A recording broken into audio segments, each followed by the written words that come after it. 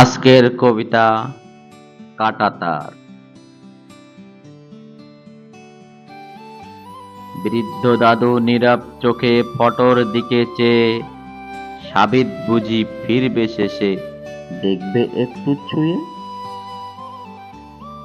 ছোট্ট সাবিত নম্র ভদ্র, বছর 8 হলো, তাহার পিতা দেশ ছেড়েছে, স্মৃতিরা সব ভুলো।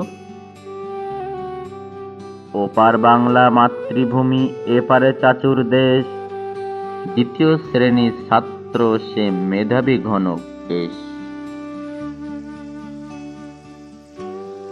ঈদের খুশি পড়বে নামাজ, হাজার আয়োজন, নিজের হাতে খাওয়াবে নাতির, বুনেছে মিথ্যা স্বপন।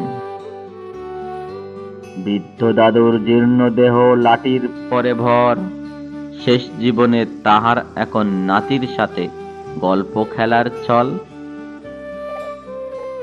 আশির দাদুটা বড্ড বোকা, নাই যে পাসপোর্ট তার, নিজের নাতিকে নিজেই দেখবে, এসবের কি দরকার।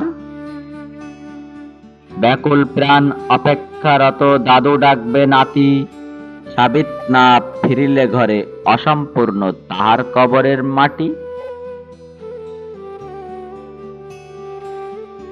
স্বৈরাচারীর পতন হয়েছে, পুড়ছে যশোর ঢাকা, ভিনদেশ হলেও নিজের রক্ত, তাই তো যে খোঁজ রাখা।